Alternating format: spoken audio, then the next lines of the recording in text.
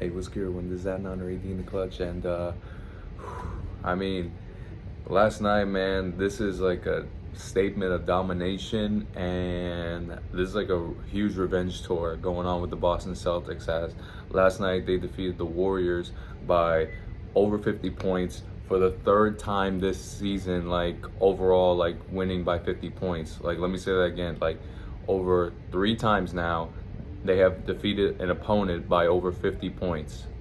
And we're talking about obviously last night with the Warriors, the Brooklyn Nets earlier this season, and the Indiana Pacers.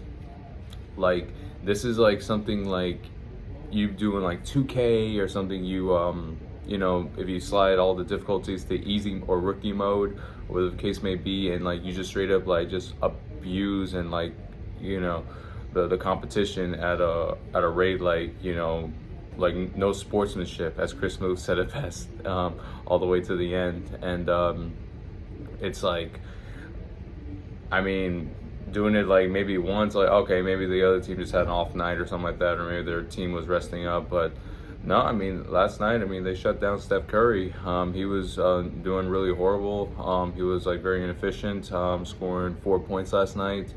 And the fact that like the Celtics like are able to do this, to shut down one of the league's still best players, and like he's been on a mission. He's been like really hot this season, like just like going for huge scoring bursts and like carrying the Warriors in their very roller coaster season so far. And the fact that the Celtics have been able to shut him down basically last night, that really tells a very interesting point. And I mean, it hurts me as a Heat fan, but I mean, like, if I'm going to be completely unbiased, I mean, the Celtics, if they can keep up this momentum, I wouldn't be surprised if the finals would be the Denver Nuggets versus the Boston Celtics. And hopefully we'll see what happens. But I mean, like, usually I go with a hot hand, and the Celtics, they're comfortably first in the Eastern Conference standings right now, with the Milwaukee Bucks. We don't know what's going on with them. Like, they're having a very messy situation between the coaching and then like within teammates and everything like that. And the New York Knicks, I mean, Jalen Brunson has maybe a scary injury. I mean, like I same with Julius Randle, OG Anunoby, like there's still like health concerns with them.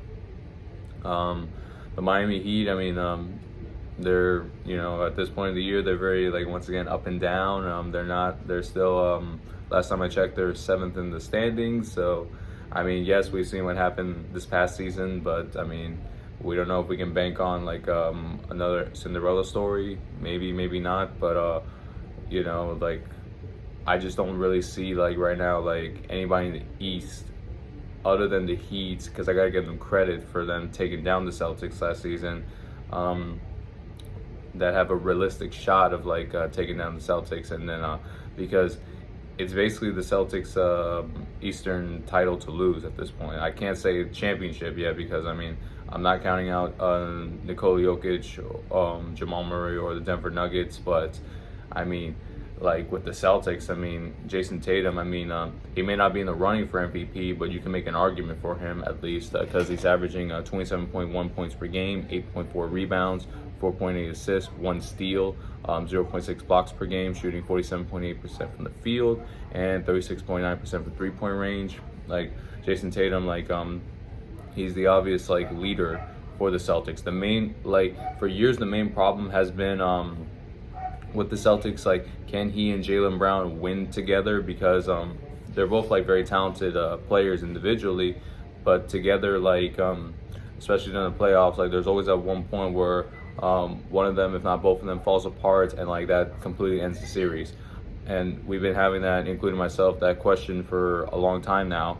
But I believe with this Porzingis trade, at the time, I mean, I had mixed feelings about it. Like, I get it, like it was an upgrade. You got like an all-star talent in Porzingis when he was in Washington to go to the Celtics, and to give them size, which is what the Celtics needed, because they had Robert Williams at the time. But now like they got an upgrade at that department, and on top of having skills with Porzingis. But my main concern was just his injury history, and also them giving up Marcus Smart, who was by far their best defensive player.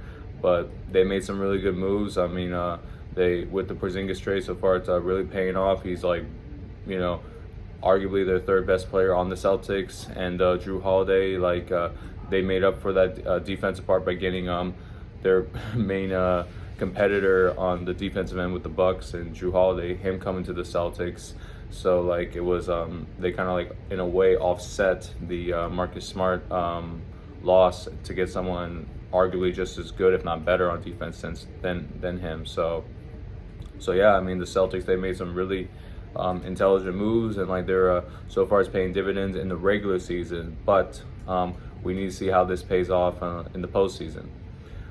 Like I said, I mean, as long as they're all healthy, God willing, I mean, not anything less than a minimum conference finals appearance, I mean, like, would definitely be a failure. But like, or even, well, let's turn it up a notch. I mean, if they don't make the finals this year, I mean, I think this year would be a failure, because like I said, the Nuggets, I mean, nobody really has a true answer for them right now. So I'm not necessarily gonna hold them too much in that aspect, because like Jokic is like, in a way, he's like on a league of his own at this point. Most likely going to win MVP, Nikola Jokic, for the third time. But if the Celtics can somehow go to the finals, God willing, and defeat the Nuggets, especially with Jokic at the top of his game, I mean, you could make the case that the Celtics could have one of the greatest seasons in NBA history. Not as good as the 72-win Bulls, but it's up there with like with the Golden State Warriors when they won their championships. It could hold that weight on them. But yeah, I'm very impressed with the Celtics. I mean, so far they're the favorites in the East by a mile. They got all the momentum hanging in there. But let's just see if they can keep it up all the way to the finals. So let me know what you guys think, Celtics fans. Do you guys like that the Celtics are like dominating their opponents, or do you believe that like it's just a regular season thing and it doesn't matter till the playoffs? You're not taking it too seriously. I'd love to hear you guys out in the comment section down below so we can discuss. Please like and subscribe to this channel. I certainly love and appreciate every single last one of y'all. God bless, and talk soon.